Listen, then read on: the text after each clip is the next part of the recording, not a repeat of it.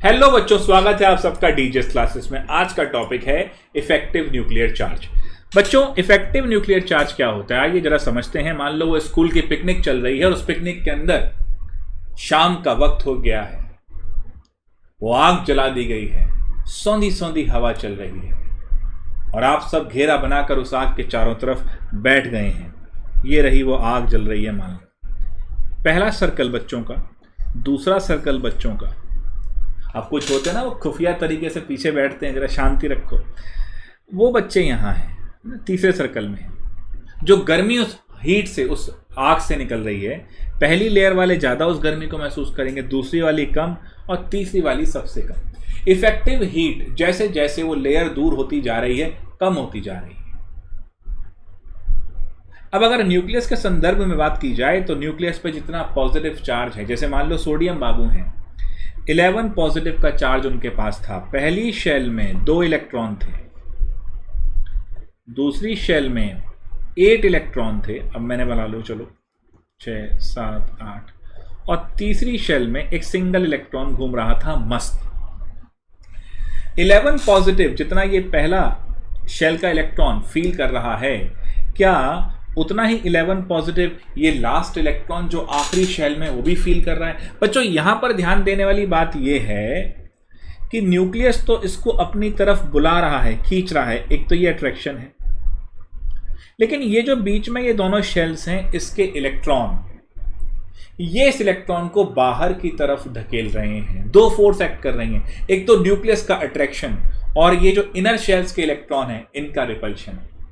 अब सारा खेल इन 2 बातों पे टिका हुआ है। तो ये 2 तरह की फोर्सेस हो गई। जो ये इनर शेल्स हैं, एक तरह से देखा जाए तो आउटर शेल्स को, जो आउटर शेल का जो इलेक्ट्रॉन है और खास तौर पे इसको न्यूक्लियस के अट्रैक्शन से बचा रही हैं।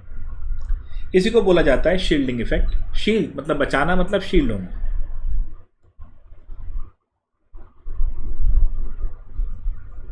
सो shielding effect will be, simple लिख दो जी, inner shells protects outer shells. Electron तो हिडन है इसमें, फ्रॉम न्यूक्लियर अट्रैक्शन। हमारे दिमाग में बैठ गया, जो अंदरूनी शेल्स हैं ये बाहर वाले इलेक्ट्रॉन को न्यूक्लियस के अट्रैक्शन से बचा रही है, शील्ड कर रही हैं। आपकी अंदरूनी इम्यूनिटी आपको बाहर के अटैक से बचा रही है, शील्ड कर रही है, simple. So this is your shielding effect. और हम जानते हैं एस और पी के अंदर बढ़िया शील्डिंग रहेगी, डी एंड एफ वाले पुअर शील्डर होते हैं। और इसी तरीके से एक अंकल आए, मिस्टर स्लेटर,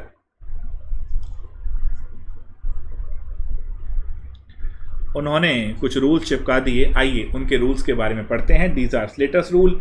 मेरे बच्चों, मुझे मालूम है 11th की एनसीईआरटी के हिसाब से या फिर 11th के सिलेबस के हिसाब से थोड़ा सा मैं ऊपर चलूँगा, लेकिन वो जाहिर सी बात है आपको कॉन्सेप्ट बिल्ड करने में हेल्प करेगा।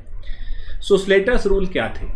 हमने ये जुबानी तौर पे तो कह दिया, हमने ये मान लिया कि ठीक है भैया, ये न्यूक्लियस से इलेक्ट्रॉन दूर है, इनर शेल्स आउटर इलेक्ट्रॉन को बचा रही हैं न्यूक्लियस के अट्रैक्शन से, और जितना इफेक्टिव 11 पॉजिटिव इस पे लग रहा था उतना इस पे नहीं लग रहा, ये तो हमने मान लिया। बट भाई फिर कितना लग रहा है और मैथमेटिकली कौन से फैक्टर होंगे जो इस बात को इफेक्ट करेंगे? स्लेटर अंकल ने कुछ स्टैंडर्ड आर्बिट्री नंबर दिए। वैसे इनके रूल में हम sp का इलेक्ट्रॉन को अलग एक लेते हैं, df के इलेक्ट्रॉन्स को अलग लेते हैं, बट अगर सिंप्लीफाई वर्जन में आपके लिए प्रेजेंट करूं तो वो क्या होगा? देखिए बच्चों, अगर मुझे ये सबसे लास्ट इलेक्ट्रॉन पे कितना पॉजिटिव चार्ज पहुंच रहा है ये पता लगाना है, ध्यान से सुनना, ये पता लगाना है कितना पॉजिटिव चार्ज इस लास्ट के इलेक्ट्रॉन पे पहुंच रहा है, तो मैं क्या करूं? क्या इस शेल में इस इलेक्ट्रॉन के अलावा, यानी जिस इलेक्ट्रॉन पे आप देख रहे हैं कि कितना नेट इफेक्टिव पॉजिटिव चार्ज पहुंचेगा, उसके अलावा क्या कोई और इलेक्ट्रॉन है? भाई एक ही इलेक्ट्रॉन है। रिकॉर्डिंग ठीक चलती हुई? हाँ जी, एक ही इलेक्ट्रॉन है, उसके अलावा तो इस शेल में और कोई इलेक्ट्रॉन है नहीं। चलिए, बहुत ही खुशी की बात है। अगर इसके अलावा कोई इलेक्ट्रॉन होते, देखो बेटा, इस शेल को अल्टीमेट शेल कहेंगे। यानी nth शेल कह दो, ये वाली n-1 कह दो, ये वाली n-2 कह दो, इसके बाद होती तो n-3 एंड सो ऑन। तो ये वाली शेल तो अल्टीमेट शेल है, ये पेनल्टीमेट है। जैसे क्रिकेट में एक ओवर में 6 बॉल होती हैं, लास्ट बॉल को अल्टीमेट बॉल कहते हो, 5वीं बॉल को पेनल्टीमेट बॉल कह दोगे, सेकंड लास्ट n-1। मान लीजिए लास्ट शेल में जिस इलेक्ट्रॉन के ऊपर आप इफेक्टिव न्यूक्लियर चार्ज निकालना चाहते हो उसमें उसके अलावा कोई और इलेक्ट्रॉन होता, तो वो इफेक्टिवली 0.35, ध्यान से सुनना, 0.35 से इसको बचाता, इस इलेक्ट्रॉन को 0.35 के फैक्टर से बचाता। क्लियर है जी? यानी 1 आउट ऑफ 3 चांसेस होते कि ये इस इलेक्ट्रॉन से और न्यूक्लियस के बीच में इलेक्ट्रॉन वो होता, है ना? बड़ी सीधी सी बात है। पेनल्टीमेट शेल में जितने इलेक्ट्रॉन हैं वो 0.85 से फैक्टर से बचाएंगे। देखो बेटा, होता है ना, जैसे आप पढ़ाई कर रहे हो, आप 10 घंटे पढ़ सकते हो, लेकिन आप पढ़ रहे हो 1 घंटा, तो आप 1/10 टाइम लगा रहे हो, अपना 1/10 हिस्सा लगा रहे हो पढ़ने के लिए। तो अगर कोई इलेक्ट्रॉन लास्ट शेल में है, उसी इलेक्ट्रॉन के साथ है जिस पे आप इफेक्टिव न्यूक्लियर चार्ज देख रहे हो, तो वो तो अपना 0.35 हिस्सा ही उसको बचाने में लगा रहा है। जो पेनल्टीमेट शेल में है, n-1 में है, वो 0.85 लिख लेते हैं जी उसको। तो electron in nth shell except the one जिसके ऊपर हम देख रहे हैं, 0.85 के कंट्रीब्यूशन वो देंगे जो इलेक्ट्रॉन होंगे n-1 शेल में, और इसके अलावा जितनी भी हैं n-2 n-3 जितनी भी हैं सब कंप्लीटली 1 से बचाएंगे, है ना?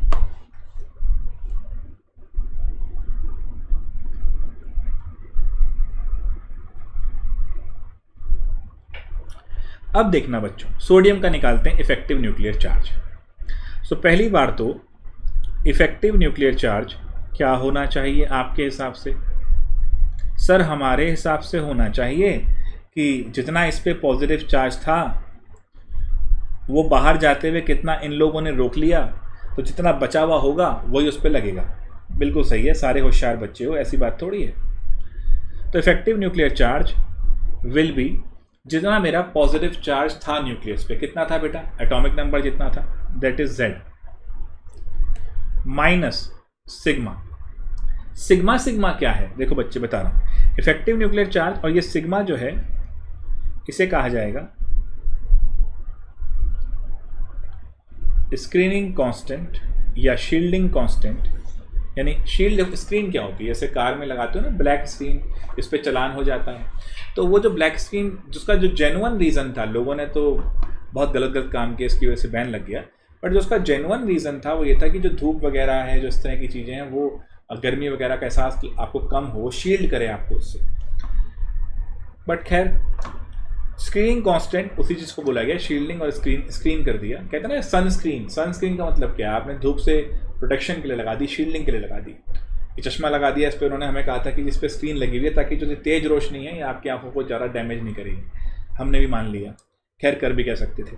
तो इफेक्टिव न्यूक्लियर चार्ज की बात हम कर रहे हैं यहाँ पर। तो my sigma will be my screening constant. तो आइए अब जरा सोडियम का स्क्रीनिंग कांस्टेंट पहले निकालते हैं।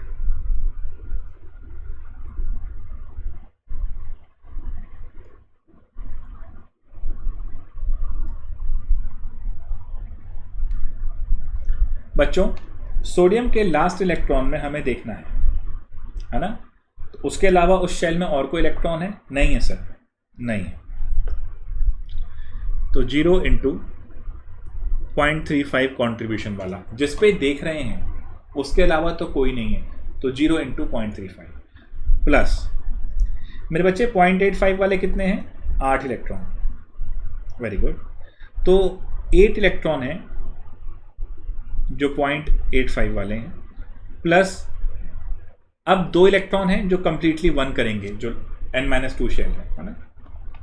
So this will be 0 × 0 0 × 0.35 0 plus ये 0.8 ही ले लो, 6.4 प्लस 2 टू बी अप्रॉक्सीमेट। भाई वैसे भी देखो, स्लेटर साहब ने भी तो आर्बिट्री नंबर दिए हैं, एक तरह से देखा है तो एक स्टैंडर्ड करने के लिए एक कॉमन से नंबर आपको अलॉट कर दिए, ठीक है? तो आपने भी अप्रॉक्स ले लिया। So this will be 8.4. My screening constant sigma will be 8.4. Now my z star, sir ये z star क्या है? अभी देखो फॉर्मूले के अंदर मैंने लिखा था ये, इसी को कहते हैं बेटा z स्टार, ठीक है। तो याद हो गया z star is equal to z minus sigma.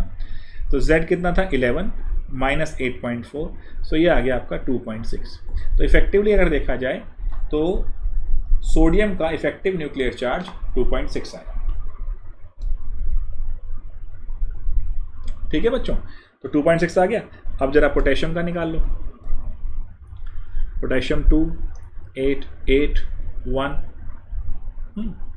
सो इसका भी 0.35 वाला तो 0 ही होगा, और 0.85 वाला 8 हो गए, 0.8 ही ले लेता हूँ, और 10 हो गए 1 वाले। तो 6.4 plus 10 that is 16.4। So 19 minus 16.4 is equal to again 2.6। तो पोटेशियम का चाहे जेड स्टार हो चाहे सोडियम का, ये बिल्कुल सेम हो जाता है। इसी तरीके से बच्चों अब आप निकालेंगे स्क्रीनिंग कांस्टेंट क्लोरीन का, और क्लोरीन का निकालने के बाद आप कमेंट बॉक्स में डालेंगे। अगर कमेंट बॉक्स पे अगले 24 आवर के अंदर मुझे ज़्यादा कमेंट दिखे कि हाँ भाई क्लोरीन का आप लोगों ने निकाल लिया है, तो मैं NaCl बॉन्ड का किस तरीके से NaCl बनेगा इस लिहाज से, और क्या इंटर रिलेशन है इलेक्ट्रॉन गेन एंथैल्पी का, वो मैं बता दूंगा। अगर नहीं आया नेक्स्ट 24 आवर में कोई दिक्कत नहीं, वैसे भी काम आ रहे हैं, कोई बात नहीं, जैसे भी होगा तो फिर मैं अगले चैप्टर को शुरू कर दूंगा। भाई अपनी तरफ से मैं पूरी कोशिश कर रहा हूँ कि आप अच्छे से समझें। तो ये था शील्डिंग इफेक्ट, स्क्रीनिंग कांस्टेंट निकालना, और किस तरीके से इफेक्टिव न्यूक्लियर चार्ज निकलता है। ऑल द बेस्ट बच्चों।